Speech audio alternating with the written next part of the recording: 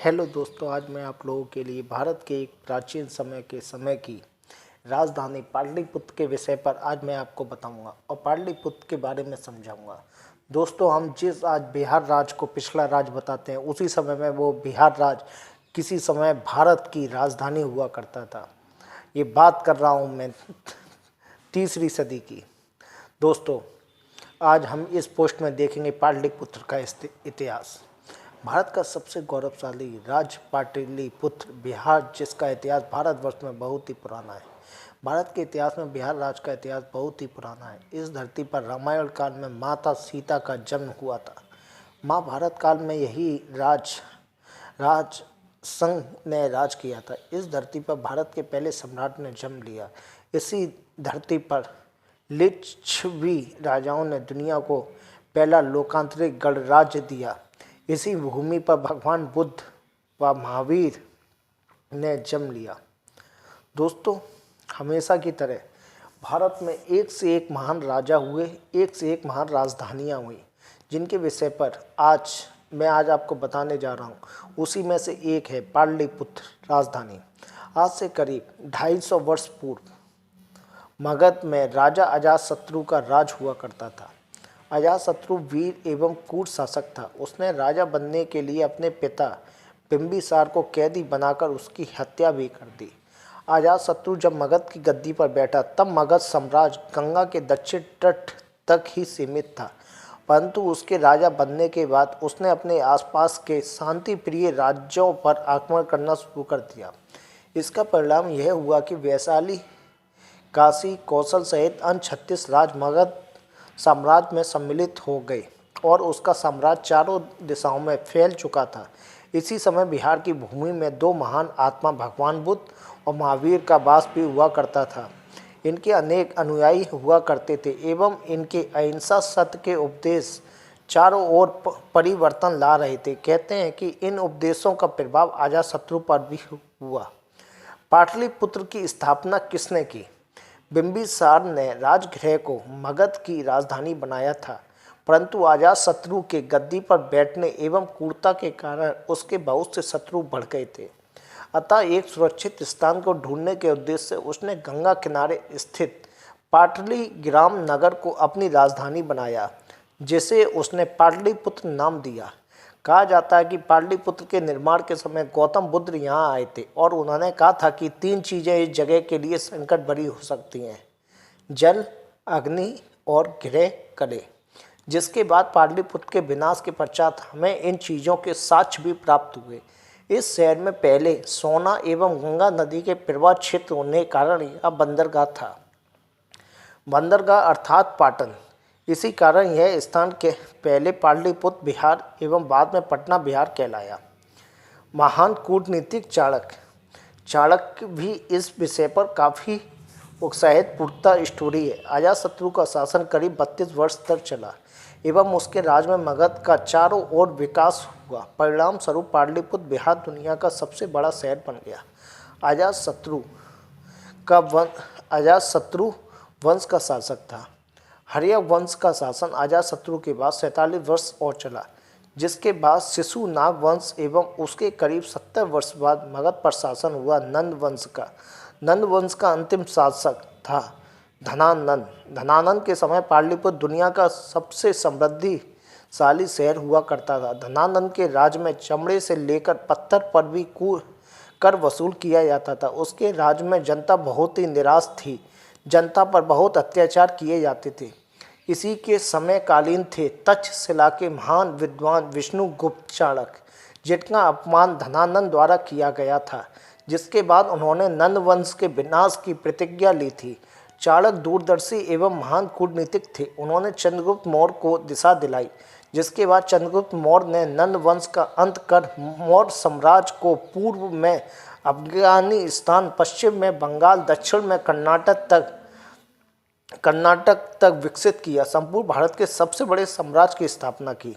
इस समय समाज दिशाहीन एवं देश टुकड़ों में विभाजित था, परंतु चाणक्य ने समाज को नई दिशा दिखाई एवं टुकड़ों में विभाजित देश को अपनी कूटनीति के माध्यम से एक विशाल साम्राज्य में परिवर्तित कर दिया। चाणक्य नीति का आज भी लोगों द्वारा अनुसरण किया जाता है। चंद्रगुप्त मौर्य का साम्राज्य। भारत में प्रथम बार योग्यता के आधार पर पद नियुक्ति की प्रणाली इसी समय प्रारंभ हुई। मौर्य साम्राज्य में प्रशासन व्यवस्था की जानकारी हमें कौटिल्य के अर्थशास्त्र एवं यूनानी यात्री मेगास्थनीज की इंडिया पुस्तक से प्राप्त होती है। मेगास्थनीज चंद्रगुप्त मौर्य के साम्राज्य में दूत बनकर आया था, जिसने अपनी पुस्तक इंडिया में भारत की उस समय की स्थिति का विस्तार से वर्णन किया। वह लिखता है कि उस समय का नगर प्रशासन बहुत ही कार्यकुशल एवं संगठित हुआ करता था। बहुत ही अच्छे तरीके से व्यवस्थित शासन था। जिस समय चंद्रगुप्त मौर्य मगध की गद्दी पर बैठे, उसके कुछ समय पश्चात अलेक्जेंडर की मृत्यु हो जाती है, परंतु उनके सेनापति एवं अन्य जनरल द्वारा भारत के छोटे छोटे क्षेत्रों पर अपना अधिकार कर लिया और भारत में ही रह गए। अंत में मगध की सीमाओं पर विदेशियों का भय था। अंत में चंद्रगुप्त ने धीरे धीरे इन्हें जीतना शुरू किया, जिसमें प्रमुख जीत थी सेल्यूकस के विरुद्ध, जिसे हराकर चंद्रगुप्त ने पारसियों का विशाल क्षेत्र मगध में शामिल कर लिया। अतः चंद्रगुप्त मौर्य के अधीन मगध साम्राज्य एक अखंड भारत की विशाल तस्वीर था।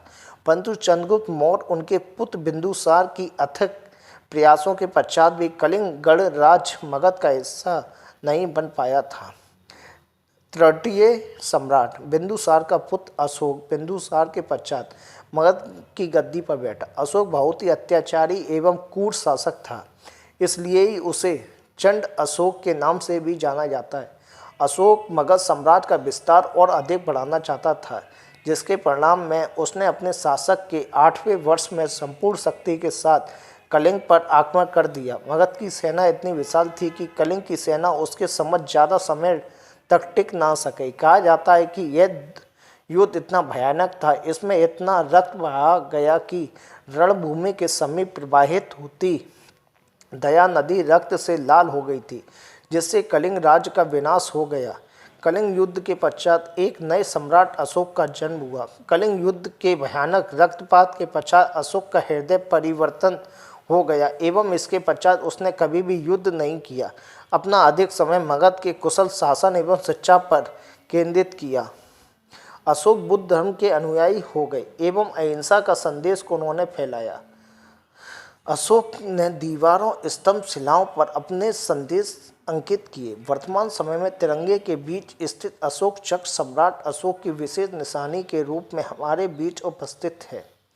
यह सम्राट अशोक का धम्म चक्र है, जिसकी 12 तिल्लियां अविद्या से दुख एवं अन्य 12 तिल्लियां दुख से निवारण की अवस्था को दर्शाती हैं। वर्तमान में धारण अशोक चिन्ह भी सम्राट अशोक के स्तंभ पर भी सुशोभित है। सम्राट अशोक ने उस समय आदि दुनिया पर भारत देश पाटलिपुत्र को राजधानी बनाया था तथा सभी पर जीत हासिल की थी।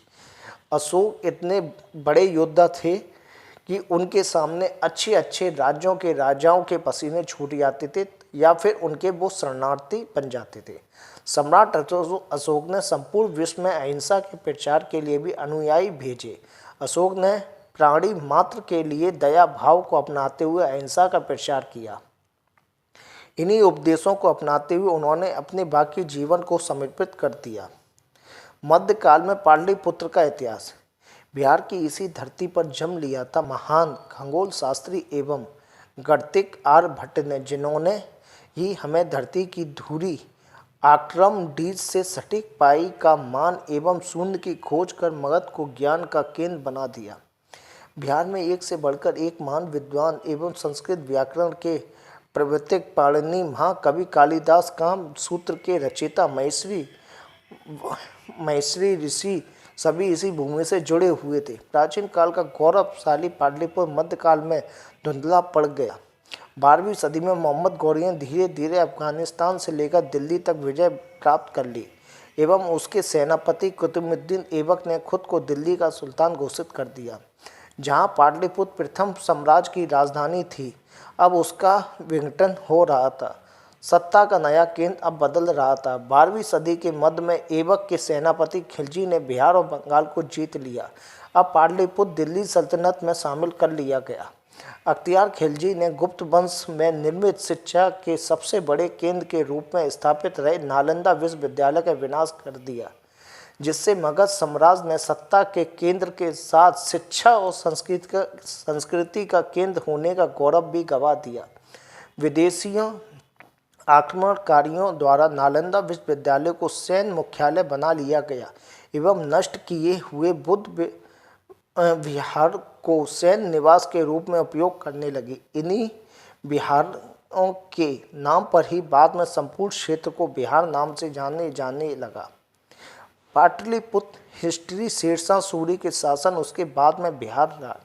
मुगल काल में 1540 ईस्वी में शेरशाह सूरी के शासन में बिहार राज्य की ख्याति पुनः बड़ी कहा जाता है। इन्होंने बिहार की शेर घाटी में एक शेर को मारा था, जिससे इन्हें फरीद खान से शेर खान जाने लगा। शेर खान ने पटना को राजधानी बनाया, जिसे प्राचीन काल में पाटलिपुत्र के नाम से भी जाना जाता है, एवं उसने नए सिरे से इसे बसाने की शुरुआत की। सिक्के गढ़ने की शुरुआत भी शेरशाह के शासनकाल में ही हुई थी। उसका सबसे प्रमुख कार्य ग्रांड ट्रंक रोड का निर्माण करना था, जो कलकत्ता से काबुल तक जाती थी। 5 वर्ष के शासनकाल के पश्चात ही शेरशाह की मृत्यु हो गई। बाद में औरंगजेब के पश्चात बिहार का महत्व खत्म हो गया और बिहार की संपूर्ण पहचान बंगाल में शामिल हो गई। इसके पश्चात उस शहर की पहचान को बनाए रखने वाला कोई सम्राट नहीं हुआ।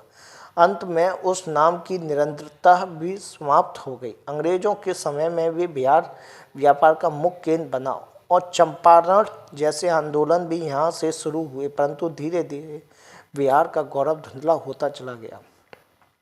बिहार का इतिहास बहुत ही गौरवपूर्ण रहा है, परंतु आज भी इसके इतिहास काफ़ी लोग अछूते हैं। इस आर्टिकल के माध्यम से मैंने आपको पाटलिपुत्र के इतिहास की जानकारी दी कि बिहार राज्य के अंदर एक ऐसा राज्य हुआ करता था जो कि संपूर्ण भारत का केंद्र हुआ करता था। दोस्तों, कैसी लगी आपको मेरी ये पाटलिपुत्र की हिस्ट्री? पाटलिपुत्र के पास काफ़ी बंदरगाह होते थे। किसी समय प्राचीन समय पाटलिपुत्र के पास ही आपके मगध सम्राट अशोक एक से एक भारत के वीर धुरंधर राजाओं ने जन्म लिया, जिन्होंने भारत तथा विदेशी राज्यों पर भी शासन लागू किया तथा उनके अनुयायियों को और उनके राज्यों को अपने भारत में शामिल किया। ऐसे पाटलिपुत्र को आज बिहार राज्य को हम लोग पिछड़े वर्ग में बताते हैं। ये हमारी भूल है, क्योंकि पाटलिपुत्र भी एक महान भारत का केंद्र स्तंभ रहा है। दोस्तों, आज मैं आपको हिस्ट्री से जुड़ी हुई ये स्टोरी बता रहा हूँ। थैंक यू दोस्तों। यदि आपको हमारी ये स्टोरी अच्छी लगी हो तो लाइक करना, सब्सक्राइब करना और तथा हमारी आगे वाली स्टोरी को आप लाइक करते रहिए। मैं आपके लिए अच्छी से अच्छी स्टोरियों को लेकर आता रहूँगा। थैंक यू दोस्तों, धन्यवाद।